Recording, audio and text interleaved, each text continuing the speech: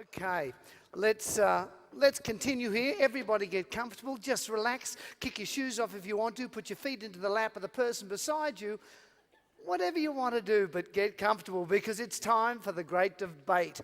We have two tables here. We have an affirmative and we have a negative or against. Physiotherapy research is not relevant to clinical practice. Think about that yourselves. Where do you sit in that? Decide whether or not you're in the affirmative or perhaps against it, so that at the end of it you can decide where you are. We have our various delegates that are coming onto the stage to join us. In the affirmative we have Craig Ellingham, Marcus Drips and Mark Guerrera. This is your table here, gentlemen. Here he is, bouncing on. Looking good. And in the negative, Felicity Blackstock. Felicity's with us there. Good morning, Felicity. Yes, morning for another half hour. Terry Haynes is with us. And Peter Blanche. Welcome, Peter. Ladies and gentlemen, please welcome the against team. The affirmative team. And last but not least, your distinguished chair for this session, Mr. Nick Taylor. Nick, this is your moderator's chair.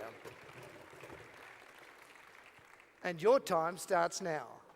Thank you. So welcome, a very big welcome to the great debate. So my name's Nick Taylor and I'm from La Trobe Uni and Eastern Health, and I must declare that I am a clinical researcher.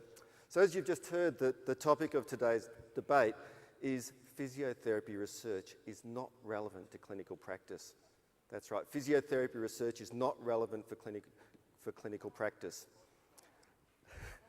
I think the Physiotherapy Conference is the perfect venue for this sort of debate because it's one of the times when we can get a large number of our clinicians and our clinical researchers in the same rooms at the same time. Now, it's been interesting since the topic of this debate has been announced. The reactions I've got have been quite varied. And because of my role, I spend part of my time at the university and part of my time in the health service. Now, some of the reactions from my university colleagues have been things like, "You're debating that? That's ridiculous." And also another university colleague said, "Oh, really? I thought we'd moved on." But on the other hand, I spend quite a bit of time in the health service. And not too long ago, I had an experience where I was meeting with a clinician to discuss a clinical research project, of course. And that clinician was rather sheepishly and apologetically said to me, "Can I meet you at 5:30 on Tuesday?" I said, "Yeah, sure, that's fine." And when we met, she explained to me that her manager wouldn't let her meet with me during business hours because that wasn't part of her work. So you can imagine in my role how that made me feel really valued, and I guess it clearly suggested that clinical research, at least from that physiotherapy manager's point of view, was not considered to be relevant for physiotherapy practice. So I think it's a debate, it's a discussion that we need to have. So today, to discuss this, we have two excellent teams of eminent physiotherapists. So on your right, in favour of the proposition, they're arguing the case that physio is not relevant for clinical practice. We have Craig Ellingham, Marcus Drips and Mark Guerrera. And on your left, who are taking the negative proposition, we have Terry Haynes, Felicity Blackstock and Peter Blanche. Now we do have rules. There's going to be order or we're going to get the heavies up. Now the rules are that each team member will get 5 minutes to put their case. And then at the end, there'll be a 5-minute rejoinder from a representative of each team. And we will stick to time. So I think we should begin the debate. And our first speaker, in favour of the proposition that physiotherapy research is not relevant for clinical practice, is Mark Guerrera. Mark graduated as a physiotherapist in 1991 and is currently employed in a health service as a grade 3 physiotherapist across both inpatient and outpatient services. And as well as that, he works in the private sector as a co-director of a local private practice. So Mark's got extensive experience in teaching and training programs within the public sector. He's an avid golfer and currently off a handicap of 11, and he's going to tee off for us today. So thank you, Mark.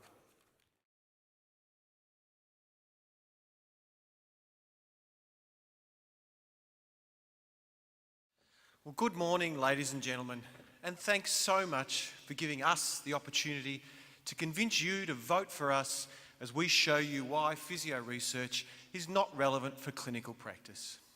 I'm very confident that our wonderful team of Craig, Marcus and myself has a strong argument to put to you this morning, so sit back and enjoy the ride. I put it to you, it's not relevant for 3 reasons. The first is it sometimes doesn't ask the specific questions that we want answered, or sometimes doesn't specifically measure the right question. The second is that it too often leaves us hanging in suspense with a conclusion that gives us more questions than answers, or a conclusion that is complete contradiction to the evidence just gone before it. And the third is that it's sometimes just too damn difficult to organise or too expensive to do so. So in the few minutes I have with you this morning, I want to show you a snapshot from my physio realm, relate it to the available research, and then urge you all to discount the research in favour of trusting yourselves and treating what you see. To help me this morning, Marcus is our model.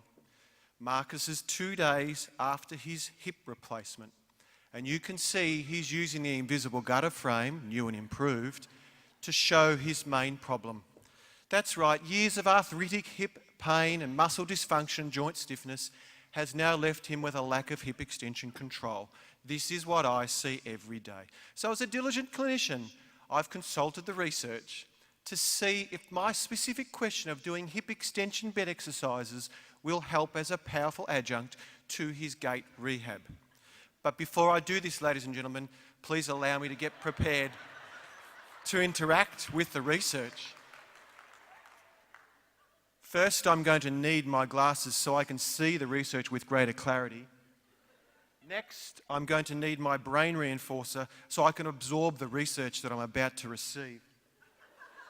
We all know that researchers love the look, so I'm going to put my gown on.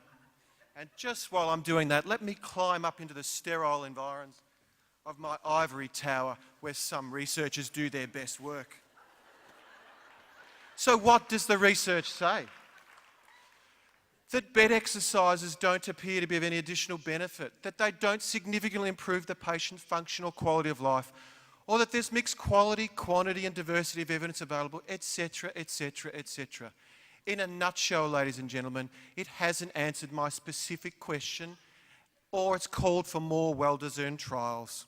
So what am I to do? Well, as Prof. Lieberman told us on Thursday, do what you want, treat what you see, and that's exactly what I did. Albeit Marcus's bridging has been exotic, have a look at the results. Skipping away to a lifetime of happiness. And furthermore, ladies and gentlemen, can I quote to you Robert Padbury, who cites on the problem of modern healthcare that we have an inherent inability to implement best evidence, and that there's an average lag time of 17 years from evidence to adoption. We can't wait that long, ladies and gentlemen.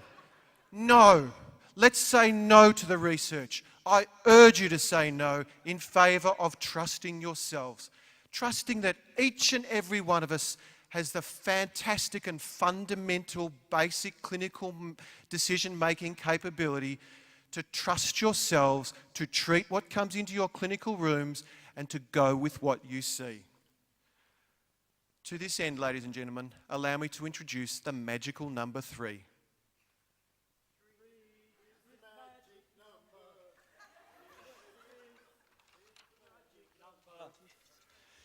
Yes, ladies and gentlemen, 3 is the magic number. If you're a disciple like I am to the Maitland concept, assess, treat, and reassess, or if you use Graham Appley's 3 magical words, who told us to look says more than to inspect, to feel is more than to palpate, and to move is not merely an imperative, the thing that's missing there is the 4th research dimension, because it's simply not relevant. Ladies and gentlemen, let me also show you some others who have found 3, their magical number. As recently as last month, the APA urged people to join the movement as we celebrated World Physio Day.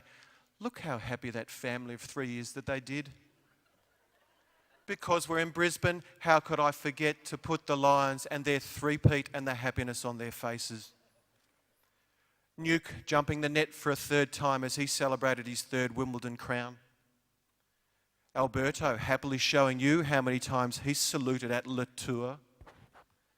Jeff happy 3 boxing titles in 3 different divisions. McIvy 3 times past the post. And my favourite, Cameron Ling, 3 times premiership player, but his alter ego, having too many drinks on Mad Monday, finds himself fallen down and wearing the number 3. So in closing, ladies and gentlemen, I urge you to vote for us. I urge you to trust what you see and treat what you see. I urge you to say no to research. And if you can't believe Marcus, Craig or myself, please ponder the words of wisdom from my physio hero when he told us a technique is the brainchild of ingenuity. Ladies and gentlemen, vote for us.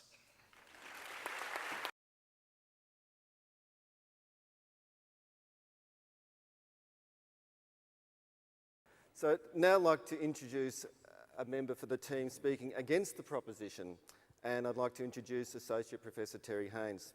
Terry works for Monash University and Southern Health as Director of the Allied Health Research Unit and is supported by an NH&MRC Career Development Award. He's previously worked in Brisbane at the Princess Alexandra Hospital and the University of Queensland as a conjoint research fellow.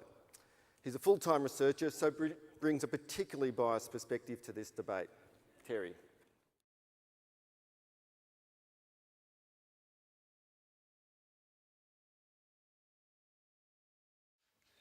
Is research relevant? Well, we're not going to just argue that it's relevant. We're going to argue that it is the cornerstone of good clinical practice. And to do that, we're going to look through the past and the present and towards the future as well of physiotherapy practice. Now, we've got a lot of APA members in the room here, and our team, well, we started early. So you've all been inundated over the last month with our subliminal advertising. For this debate, we spared no expense. Well, evidence-based practice. That's a term that we're all aspiring to in healthcare these days, and this is Sackett's original model, whereby the utopia of evidence-based practice could be found at the intersection between research evidence, clinical experience, and patient values. Our opposition today will try to tell you that by taking the best research evidence out of this equation, that we have something that's worthwhile, that we have something that you should be doing. Well, let's take a walk back through history and look at where this has gotten us in the past. With the major problems that we've faced for the human race, this is the medical profession's response to the Black Plague. Now, although masks and gowns are highly sought after these days in surgical procedures, they did nothing to prevent the spread of the Black Plague. Here we have images from pottery from a Mexican ancient civilization whereby the local health professional is disemboweling a random member of society in order to improve the health and longevity of the leader of the tribe. Now, the opposition today might just say, well, I'm cherry picking here, I'm just picking a couple of examples here to suit my own purpose, and that a physiotherapist these days would not go around disemboweling a member of our community to treat the buttock pain of our leader, Julia Gillard. Perhaps unless that person was Kevin Rudd, in which case the buttock pain may go away instantaneously.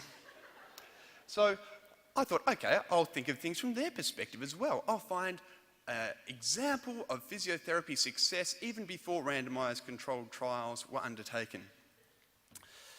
Here we go back to Jesus Christ healing the paralytic man. And when I looked up the appropriate verses, it said, "To him they brought a man on a mat who was sick of the palsy." To which Jesus replied, "If I had to spend all my life on a mat, I'd be pretty sick of the palsy too." Now, he said, "Pick up your mat and walk." Clearly, he was of the motor learning approach, and even back then, the Bobarth approach was seen as being a bit of a witchcraft. And the man stood up and he walked away. Now, here we have a win for my opponents. No randomised trial, beautiful evidence, it worked, it was great. But let's look a bit closer here. We had a patient with paralysis, we had an intervention being the motor relearning approach, we had a comparison within subject before and after the intervention, and we also had an outcome measure, gait being the presence or absence of gait. Now, I'm seeing a research project here, fellas. Now, it may not have been written up in a contemporary journal of the day, but it well could have been. And the point I really want you to take away from this is that your clinical experience, this big circle that we conceptualized at the start of my presentation today, well, the overlap between clinical experience and research evidence is a lot bigger than what Sackett ever dreamed. Those circles are virtually overlapping. Your clinical experience is made of many, many, many small experiments like what our formative physiotherapists had done for us. Now, yes, it is true that we need bigger trials, better designed trials, so that we can eliminate Hawthorne effects, blinding issues, and concurrent interventions that might be at play. However, we can't ignore the fact that your clinical experiences are really based on research. So, if we do not think that our clinical experience is based on research, then we are ignorant. If we deny it, then we are deceiving ourselves and our patients. And if we choose not to use research experience as a part of our clinical practice, then we are no better than the charlatans that have gone before us. I thank you.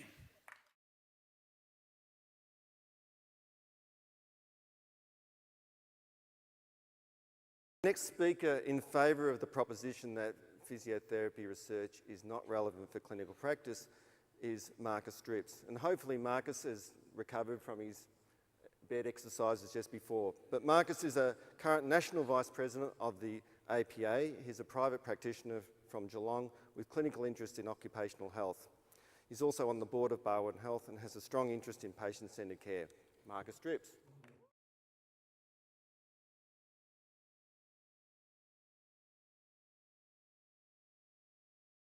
I'd like to start by thanking my colleague Mark for helping me make perhaps a bigger deal of myself than I will do by speaking. I'd like to start today by thanking eminent researcher and member of the editorial board of the Journal of Physiotherapy, Professor Nick Taylor, for inviting me, a humble generalist physio from a suburban practice in Geelong, to participate in today's debate. I'd also like to thank the organisers for putting this debate about this topic immediately following the Journal of Physiotherapy oration. An oration which has traditionally been delivered by one of Australia's eminent physiotherapy researchers. And despite the fact that our team are in the process of showing you that the work of Leon and his colleagues is not relevant to the real world of clinical practice, I'm not going to suggest for 1 second that research is a total waste of time. Because I really enjoyed Professor Staker's Time in Motion piece about research being bad for you if you're a researcher. It's a great honour to be here amongst 300 of our profession's greatest researchers today. I'm very relieved, however, to see that we've got at least 1,500 passionate clinicians here today who will undoubtedly share the view that physiotherapy research is not relevant to clinical practice.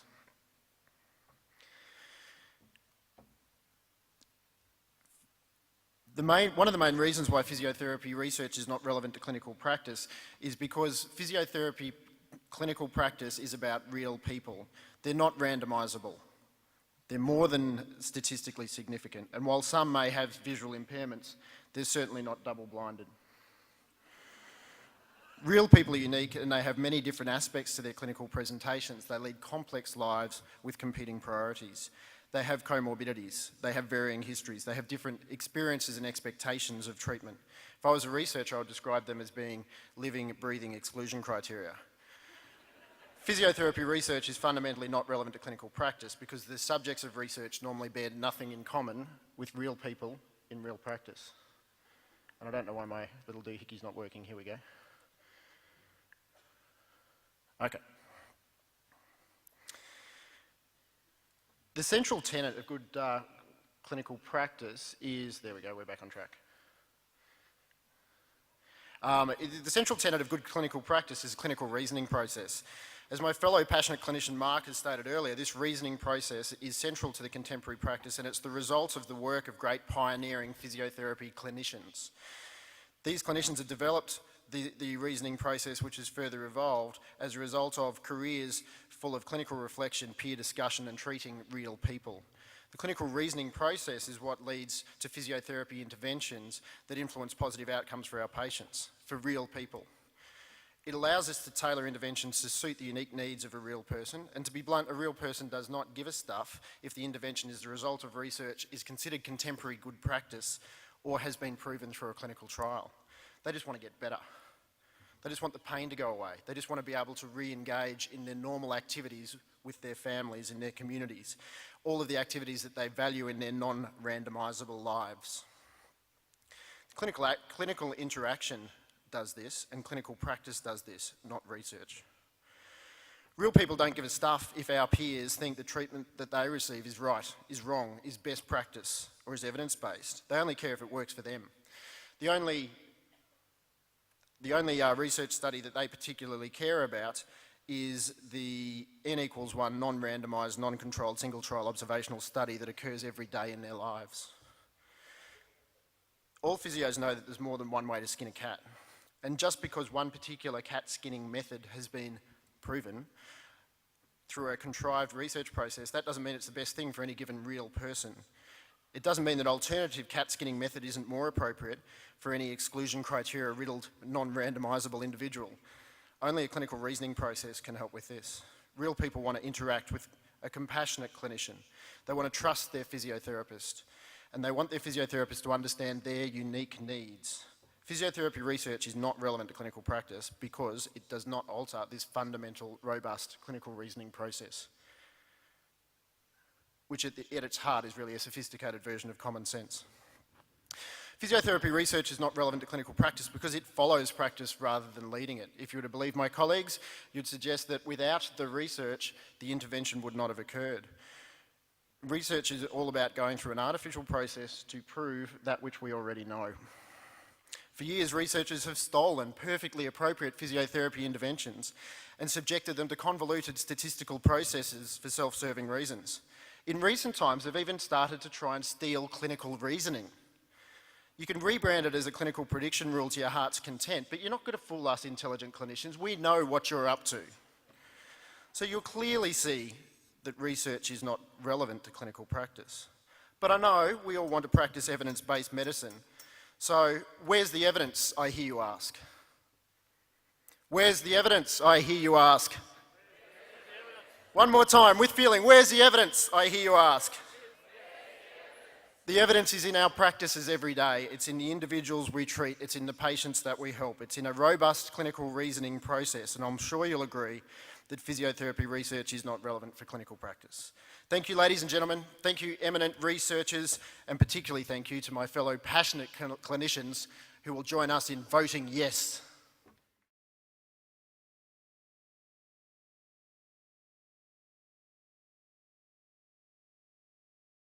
Our next speaker is Felicity Blackstock, and Felicity is arguing against the proposition that physiotherapy research is not relevant for clinical practice.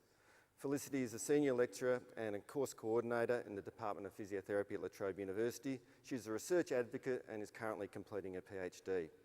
Felicity's area of clinical practice experience is cardiorespiratory physiotherapy. Thank you, Felicity.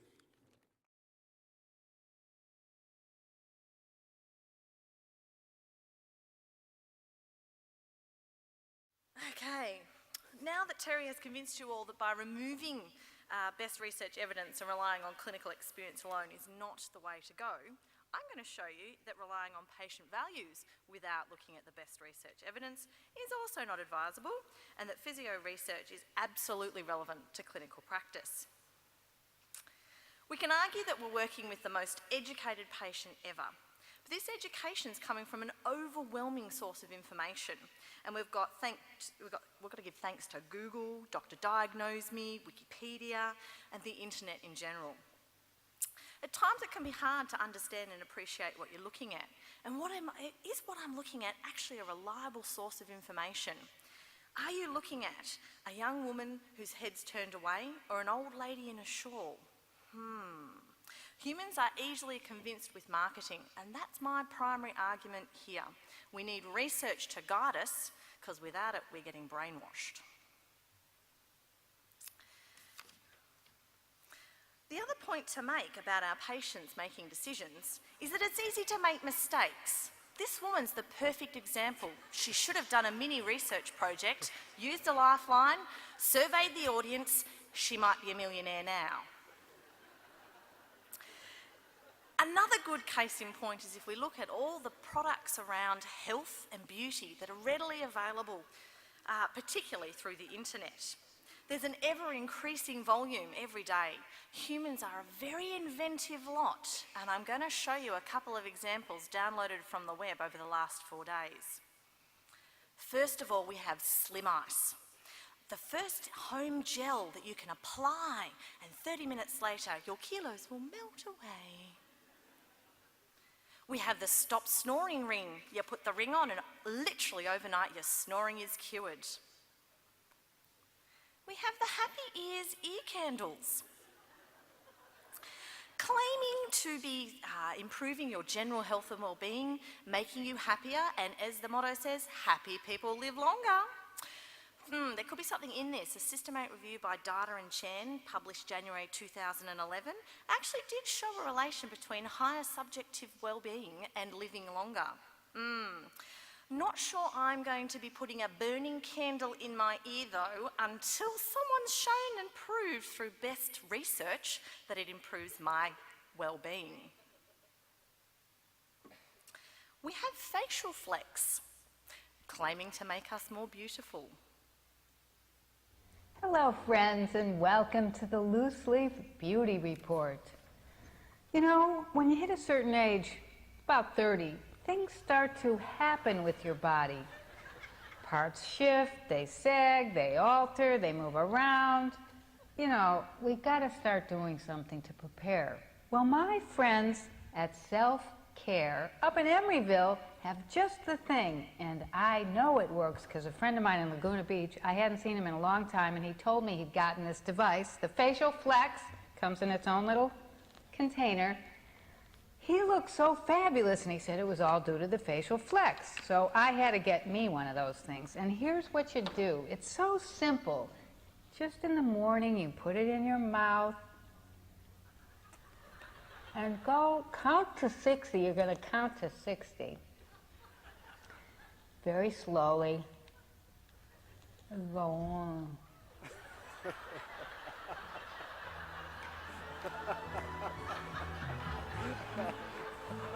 Ooh. See how it works? You make an O. 5. Slowly. Not sure I can watch any more of this. I do have one more example for you. This is one of my personal favourites. Have a think about biases in this. What we've been able to do is harness naturally occurring frequencies and program them into a Mylar hologram to help improve your balance, your strength, and your flexibility. I'm here with Akolo, and what we're going to demonstrate for you are 3 power balance tests. First, what we're going to do with Akolo is demonstrate the balance test. So Akolo, if you would, put your feet together for me, your arms straight out to your side. What you're going to want to do is when you perform this test is make sure that they have their arms stiff in a firm position so that if you push down, they can resist. The reason that you want to get the person that you're testing into this position is so they can understand what's about to occur. You want them to be able to feel the resistance you're going to place on their arm. So I'm going to push straight down, resist, don't let me push down. Good. Now what you're going to want to do is have them lift their left leg and find their balance point. Good. Once they're up and have found their balance point, you're going to push down again on the same place of their arm. So Akolo, again, resist until you tip over. Good. Now what you're going to want to do is perform the same thing, only with the power balance on. One of the great things about this product is that they don't actually need to be wearing it. They can either be holding it. I could set it on the top of his head. It wouldn't matter. All that matters is that the product is within 1 to 3 inches of your body's energy field. So now, recreate the exact same test. Feet together, arms out, lift that left leg. Using the same point on the elbow, I'm going to push down again and resist.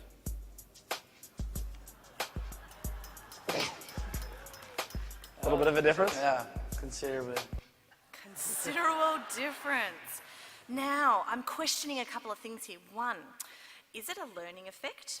Is it a performance bias? Or is it that when the first test was done, the guy in the black shirt was holding the power band, so he was stronger? And then he handed the power band to the person in the orange shirt and whoa! So, in summary, it is not feasible to practice physio without best research evidence underpinning our EBP model. Who knows what we're going to come up with if we just let all our patients search online? And in fact, why don't we just do that? Let's just say, go Google a treatment and let me know what you want me to do. So, in summary, physio research is not just relevant to clinical practice, it is integral and is one of the key reasons your patients actually come to your practice. They are there to receive the best evidence-based care with research underpinning this.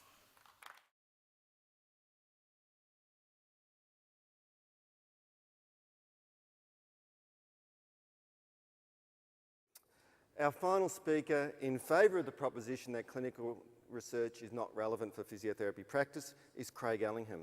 After a stellar career as a sports, Olympic and circus physiotherapist, Craig is now a professional development consultant. It's a vague term encompassing business, consulting, keynote speaking, gardening and motorcycling.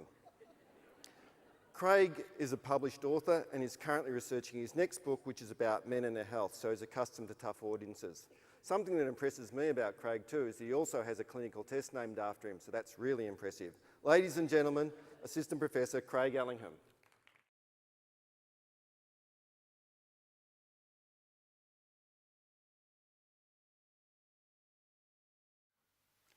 I published my first research paper in a peer-reviewed journal in 1980. Its title, The Relationship Between Height, Weight and Explosive Leg Strength in Young Swimmers. This seminal paper was the foundation stone for Australia's swimming supremacy in the 90s. Well, it would have been, had the swimming coaches been more interested in how high the kids could jump instead of how fast they could swim. So I believe out of the 6 contributors to the debate here, I understand irrelevance in research. Research, it's out there. Where does it come from? Research is managed from universities.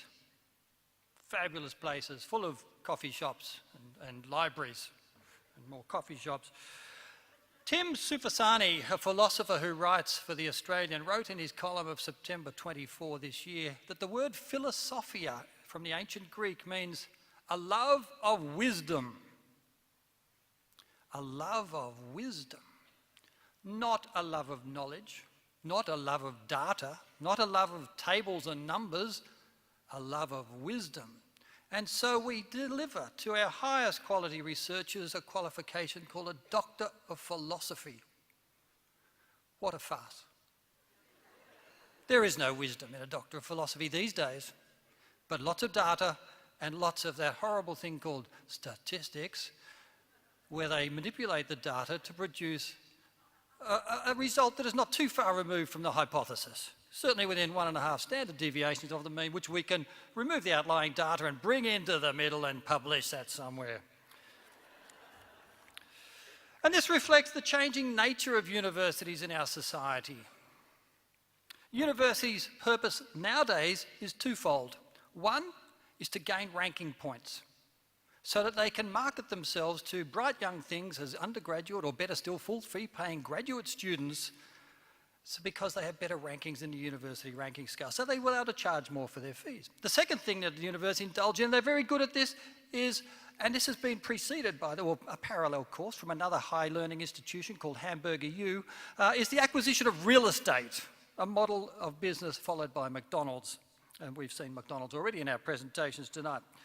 That's the purpose of universities. And within these purposes of universities, we have journals developing, well, outside of the university. The purpose of journals has also changed from the dissemination of useful information to gain citations, to be referenced, to be cited in other journals and by other academics, and therefore gain relevance within their tribe.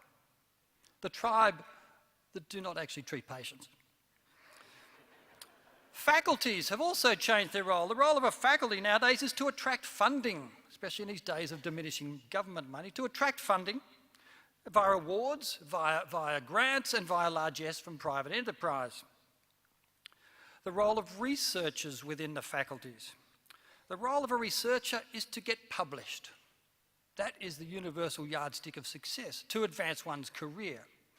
So they're into that. So to get published in a quality, i.e. much cited journal, and therefore to gain ongoing funding. Because ultimately the role of the actual research is to open up a whole field of new questions. How many times do you get to the end of a research paper, assuming you get beyond the abstract, get to the end of the research paper you're reading, and in the conclusion it says, this needs to be verified by other workers. This needs more research on these questions. We did not limit the such and such to get the do what, so we can't say to any great degree that we proved anything, but this is a fabulous piece of research that is going to lead on, worth repeating. That's the role of research, is to generate more research for the industry that thrives on research. How many of your patients read research papers? Sadly, many of them go to the internet. And I didn't realise we were coming along here to be entertained by TV snippets or internet snippets from Felicity, if I might call you Fliss, because I could have stayed home and seen that. I wanted to see something juicy, something meaty. The output of physiotherapy knowledge is huge. Huge. I do not argue. It's published, it's disseminated, it's espoused from the podium this week. That's fabulous. Dr. William Cannell, a cardiologist in America, was he was a leader of the Framingham Heart Study, a longitudinal study that began back in the 60s and continues still as they follow the population of Framingham through their cardiological histories.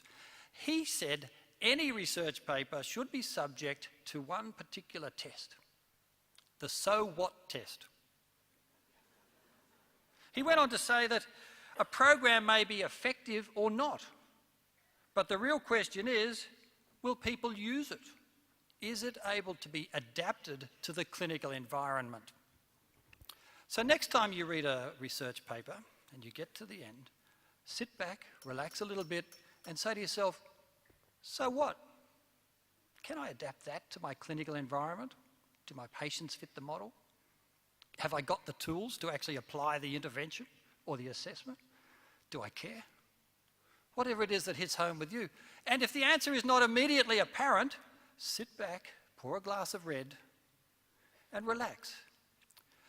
That wisdom predates the Framingham Heart Study by centuries as a treatment for cardiological problems. Research does not have all the answers. We've been claimed today that the research base is the cornerstone of evidence-based medicine. Well, but I will give to my opponents that they have acknowledged there are two other stones upon which, or Venn diagrams that overlap. So it's only 1/3.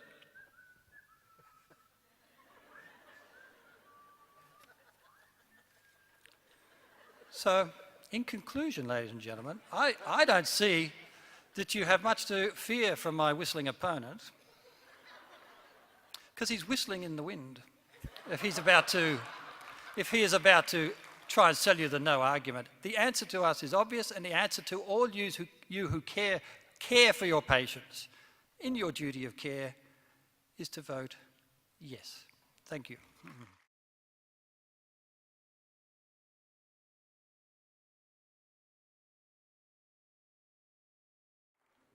Our last protagonist in this debate is the whistling Peter Blanche.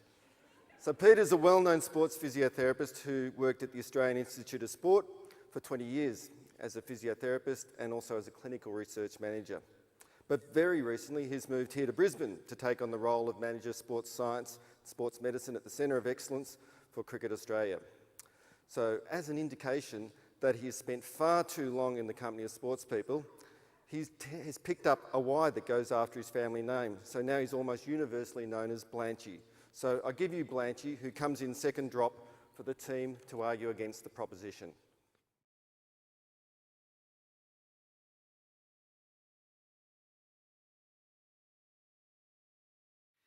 When I was at school, a long time ago, that was when Allingham was in his mid to late 50s, I remember the debating, and there were two types of debaters. There were the really poor debaters that set about on petty character assassination. And then there were the really good debaters like my colleagues over here that got to the core of the issues and really decisively explained what the issues were. That's not really me. So I want to really point out to you what a bunch of dirty, lying, scum-sucking bottom dwellers that my opponents are. Marky Mark and the Ginger Ninja. Yeah, there's a rule of three, a three-ring circus of inconsequential rubbish.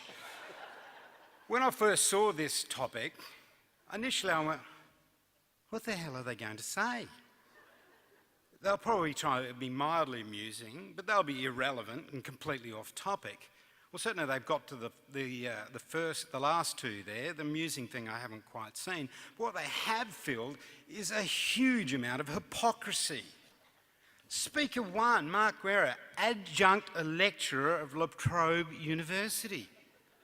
Can you imagine what those lectures might be like without an evidence base? Okay, ladies and gentlemen, so then what I do is I take my Harry Potter wand out and go, devils be gone. Any questions? Cool. And what was his argument? Research, sometimes it's hard. Oh, boo bloody who.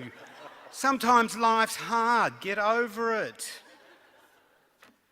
Speaker number two, Marcus Drips, an advisor to the Australian Commission of Safety and Quality in Healthcare, a medical advisor to the Traffic Authority.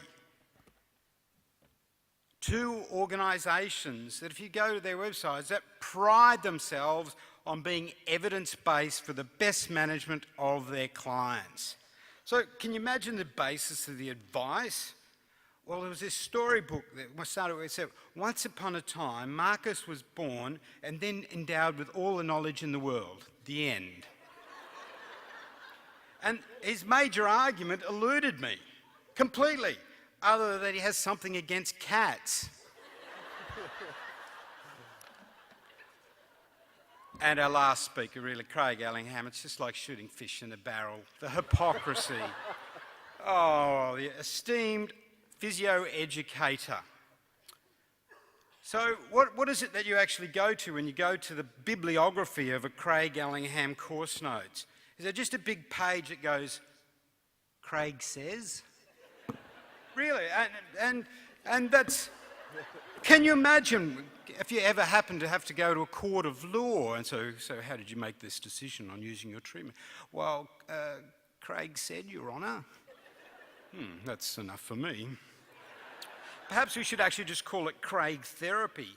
And if you go to the very modestly titled website, craigallingham.com, and I'm not joking about that, those of you that work in big organisations, you might find it's blocked for excessive bullshit. But first thing is you see is that research shows this and research shows that, and they very proudly espouse how their course has been accepted into New Zealand because of the great evidence base that it has upon it. Now, it's somewhat a bit condescending about the research. You know, we have sometimes, oh yes, that young Lorimer Mosley, he's come out with some great research of lately that supports what I've already known for my whole career, so I'm glad that they've supported me. And in fact, that's the case, is that research is led by clinicians. There is no doubt about that. But my team has pointed out to you the frailties of the human conditions. We overread patterns, we see what we want to see. And in the end, you know what? People get better. My opposition are carrying on. They look to me to be like the People's Judean Liberation Front in the life of Brian. What have the Romans ever given us? Oh, education, sanitation, peace. But other than that, what have the Romans ever given us? So what has research given us? It's given us a point of difference to other people that want to live in the treating of patients. Do we want to be different to iridologists, aromatherapists and faith healers?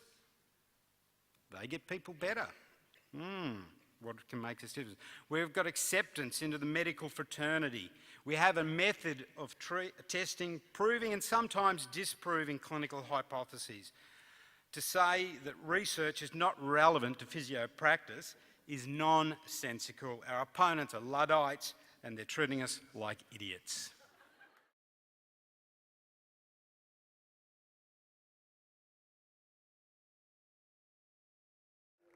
We now have our rejoinders. So I welcome back to the stand for the first rejoinder, Craig Allingham.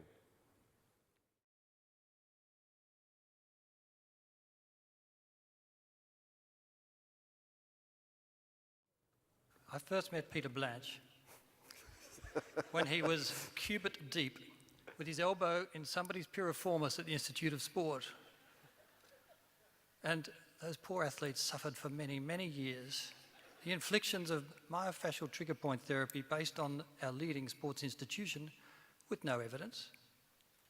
But they just stopped coming because it hurt like all hell. It was easier to go out and play football. Whoa, what an interesting day. What an interesting day. Where have we got with this? Well, I've understood things, a couple of things. First of all, our esteemed moderator, when he was opening, he said he has two roles to play, one in university and one in the health service. University, the service of health. They're two parallel courses. They're not the same thing. Universities, research. The service of health is over here. So that's how different these parallel streams run. They do not cross. They do not cross. I see research as a jigsaw puzzle. Every little bit of research that is published is a piece of the jigsaw. And it's handed to the clinicians, saying, here you are, manna from heaven. We have done some research. It is significant. Do with it what you can. And we have all these jigsaw pieces in a box with no picture on the lid. We don't know how they go together. And in fact, many of them don't go together. Many of them argue. Archie Cochrane, when he published his seminal article on efficiency and effectiveness of healthcare, from who the Cochrane collaboration is named, 28,000 people now work for the Cochrane collaboration. Have you ever been on a committee of 3 or 4 people trying to make a decision? 28,000 people regularly say most of the research papers we look at are crap. We had to exclude all these studies from our meta-study because they were rubbish. They still got published. They still got funded. But they weren't usable because they actually didn't follow the rules that the researchers set themselves. It's sad. The clinician's job is to reduce the patient's chance of failure. They come to us in hope of a better life, hope of less pain, hope of improved function, hope of playing in the netball grand final, being able to pick up their toddler without back pain. We offer them hope. We offer them a duty of care to help them achieve what they're looking to. We do not have a duty of cure. It's one letter, care to cure. We don't have a duty of cure. That's not in the law situation that my friend Mr. Blanche brought up.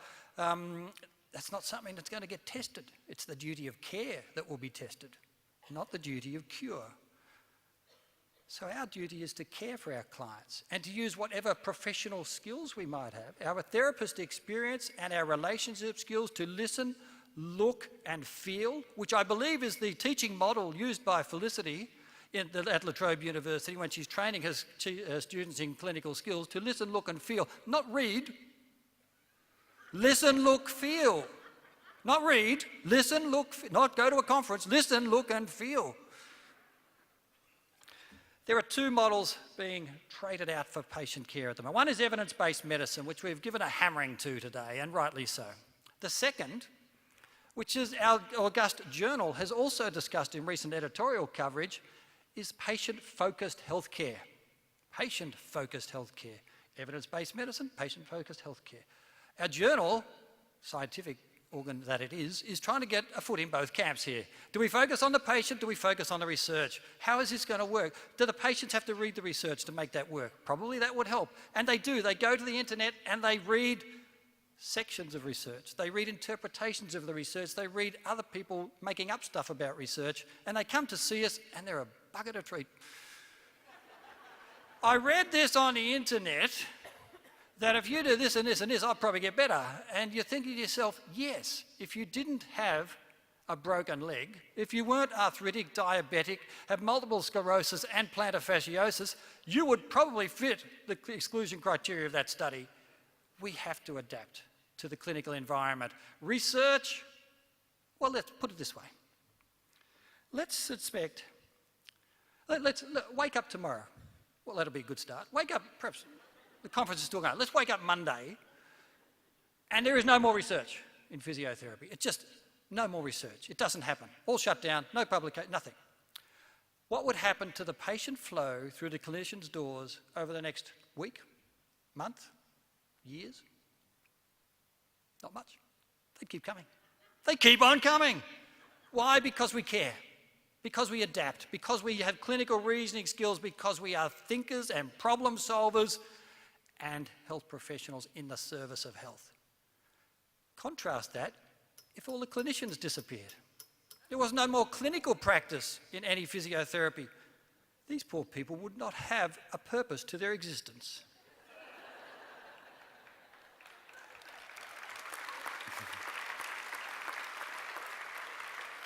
Apart from satisfying the needs of their self-centered industry of publishing in the journals and attending conferences for the sake of looking good to their colleagues and to progress their career. That's it.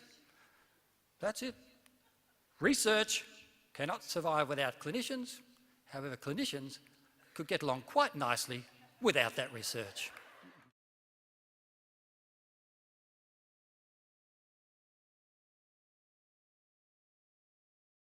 And our last rejoinder is from Terry Haynes.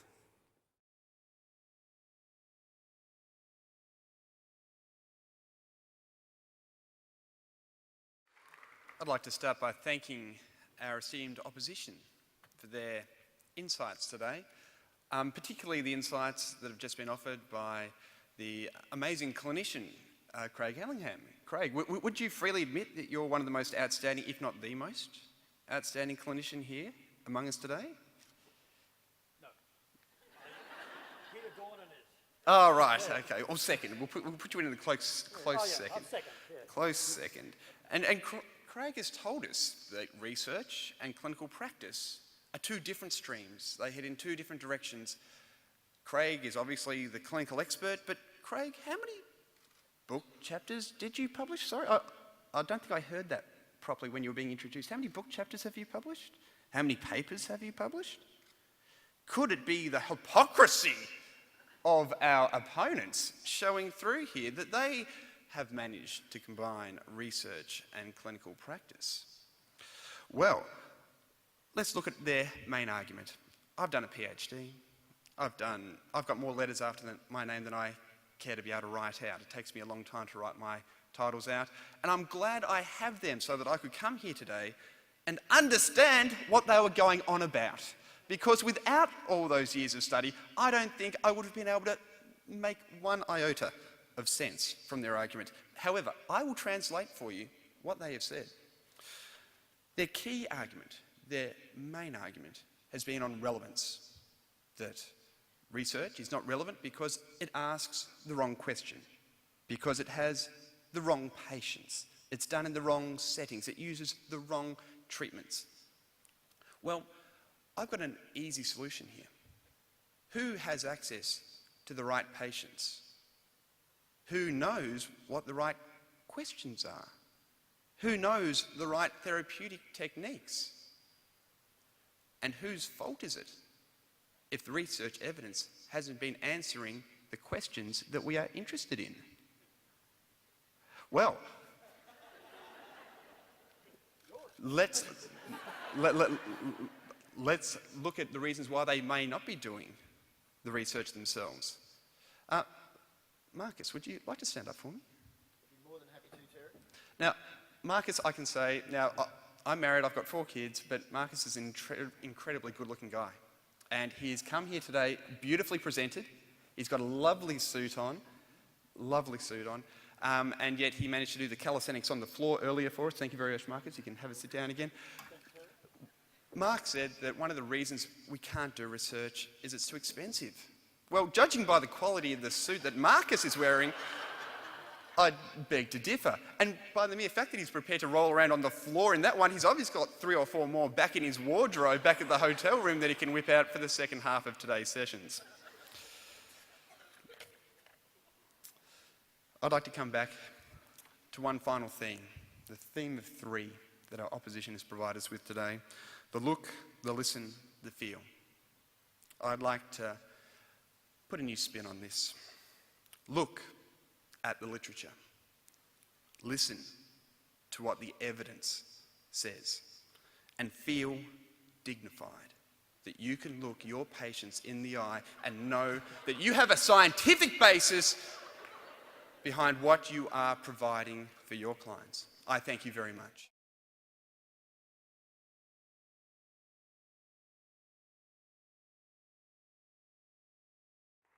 Well, that's the end of our debate. I'd really like to thank our presenters. What a whirl of concepts and ideas, and it's really hard to think about. It's from Mark's rule of 3s to picking your mat up and walking to the facial flex. We'll never forget the facial flex.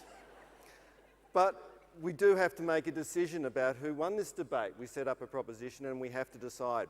And we're not going to do further research into it. We have to decide now. And this is where you as the audience come in. So I'd ask you to vote with your hands up in the air. So if you feel that, and we'll see that, and we've got people from both sides here, so we'll see it's fair, because people could argue that I'm biased. But if people in favour of the proposition that physiotherapy research is not relevant for clinical practice, that's as proposed by Craig, Marcus and Mark, if you'd like to put your hands up. Chris, CEO Chris, could you come up and just help me with the judging, please? 1,327. Chris, there's some up the back as well. Okay, have a sense of that, Chris. So we're getting our independent assessor, Chris, our CEO. They've got tired now. Okay, hands down. And now if you'd like to vote in favour against the proposition that physiotherapy research is not relevant for clinical research, and voting in favour of Terry, Felicity and Blanchy, put your hands up. Both of them. Researchers are up the front. What do you think? Researchers are up the front, the clinicians are in the bar. Somebody's putting up 2 arms. Mark Sherburn, 1 arm alone. It's a negative. Okay. Okay, it's official. We've had our input from our CEO, an independent assessor, and he informs me that he thought that the negative won the debate. But I thank all our participants. Thank you.